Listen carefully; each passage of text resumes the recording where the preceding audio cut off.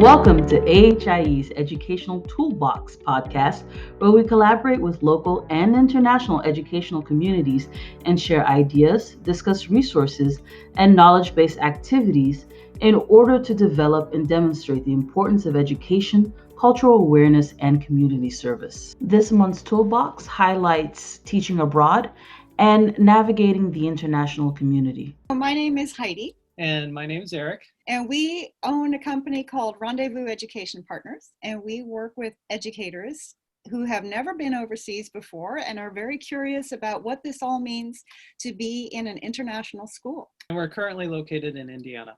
Tell me what makes international education so different from other sectors of education.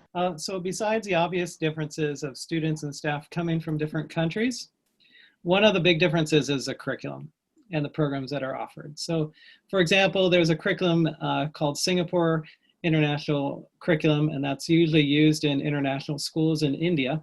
It's very popular there. Yeah. And then there's the International Baccalaureate program that's spread throughout the world, as well as a British curriculum.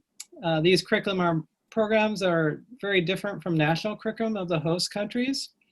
And so additionally, there's basically a need from parents so that they can have their kids learn how to speak English, as well as perhaps prepare their children to go on to university somewhere overseas typically. And for you guys as a pathway organization for international teachers, how are you informing them and supporting their transition, especially right now during this pandemic?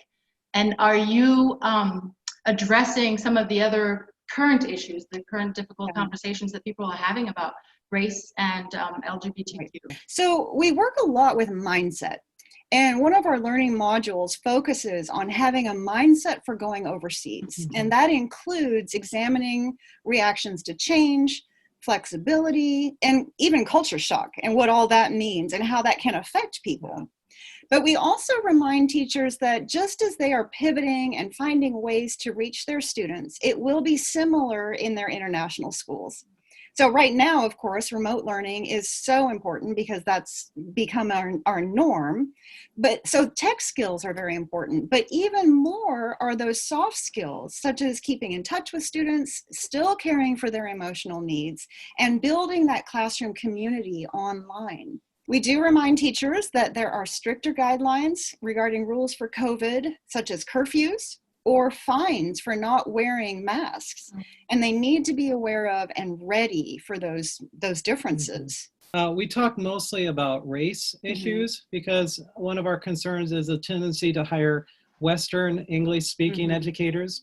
And so we talk with our teachers of color about how they might be the first person of color in that school. And then in some countries, anyone who's LGBTQ is considered illegal. So one of our concerns is that the educators are safe. So we need to know that it's safe for them to be in that particular country. I think part of it too is that here, specifically in the United States, we're used to saying whatever we want. And people can't do that necessarily overseas, or at least not in the same manner in which people are used to doing it here. Can you also briefly describe ways and strategies that international schools and other designated councils are coping with the current situation with the pandemic? First off, we've been so impressed with how the education world has pivoted so quickly. There's been a lot of support from an international administrator organizations sending out daily updates on collaboration, to schools providing professional development for teachers, and not just on tech skills. There have been so many articles on student engagement and how to build community on the online world. Another thing we've noticed is that schools are sharing their opening plans and other ways that teachers and students are working and connecting. And we're so pleased to see how schools are sharing with each other like this. What are some of the innovations that you've seen abroad? So one of the things is we know that students sometimes aren't able to go to their classes because of the pandemic. There's maybe a lack of remote learning because there's not a device to be used, or the parents may not have the funds to send their kids to school. And this is not just international schools, but it's schools throughout everywhere, throughout the world. And we saw something online it was a wonderful story about a teacher who was actually bringing his students together by motorbike. So he was nice. going out to the villages by motorbike and teaching them. Yeah, They couldn't so come to school, but So he could be. They all wore their masks. They all, were sitting apart and things like that. But he was able to at least continue their education, which it's just so touching. That is. Yeah, for years and years and years, and even currently in the Outback, they've been teaching by radio. So it's not something that it's not right. It's not new. It's just different. I mean, and we're not used to that type of difference. He says, back in the days, some of the places were too far to get to a school, so they would just send the resources to every household child and say, hey, go at your own pace. When it's time to come and take the exam, here's the facility for you to come and take the exam, and then you get your degree. And that's What does the recruitment scene look like for teachers interested in working and teaching abroad? The hiring fairs are going remote. So there are a number of fairs that are still happening. Some of those fairs are already closed up because they have so many people who are wanting to go overseas. And yet there are still some fairs that are continuing to work with the teachers. But again, they're mostly remote at this point. That's the biggest problem, is that teachers want to go, but they can't get there. Right. So some of our colleagues, for example, are on their way now. Only now can they go into their new country because their country had been closed before in order to maintain or to control the pandemic. So that's one of the main problems, is actually getting teachers in. They've been hired. That's not the issue. It's just actually getting in. But they've been doing all of their classes online from their home country. So it's working both ways. It's very similar, actually. Yeah. Can you address some of the current obstacles one can face when teaching abroad? Well, I think we're a little bit different because we've lived through a coup threat and university and prison riots and the possibility of having to leave our host country, curfew, lockdowns. So I think we take things a little more in stride. But we believe that beyond the strife of that current situation, there are always people who are helping one another and working towards that common good. And this has been manifested, I think, through that whole international school community, helping each other, hosting each other when need be in times of crisis. And I think above all, we believe it's our responsibility and our privilege to build those bridges and build that community wherever we are. Yeah. Give us exactly like details in terms of what your organization does. If I were interested in going overseas, what kind of information, how would that process look like?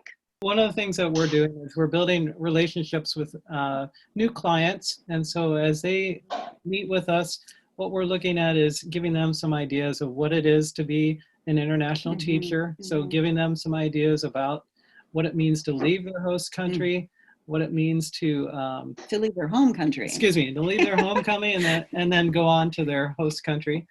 And then just a matter of preparing them. What are some of the things that they need? So some people haven't done an interview for a while. Some people haven't updated a resume.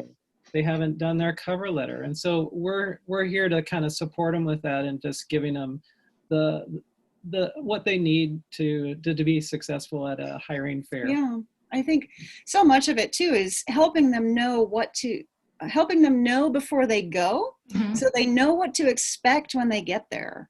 So, and I've talked about this before about working through culture shock. What does that mean? And what do I pack? Do they have peanut butter? Will my students speak English? What if I'm not, some of those frequently asked questions, but I'm not an English teacher, is there still a job for me? Or what if my husband doesn't teach? Can he come along? That type of stuff. So it might seem very basic for people who have been overseas before, but to someone who hasn't, like we talked about previously, is the knowledge of international schools and what that means to be overseas. Will I have a house? Where will I live? Some of those interesting questions that we can really help smooth that transition, so that they can be successful at a job that they love. Do you do any follow-ups once if the person finally decides okay, yes, I'm ready, I'm packing my bags, I'm going Yeah, overseas. yeah. I know that with the pandemic, things are probably Mm. a little different, but have you been able to do any follow-ups to see Yeah. how that's doing, how, you know, how your information has been helpful? Yes.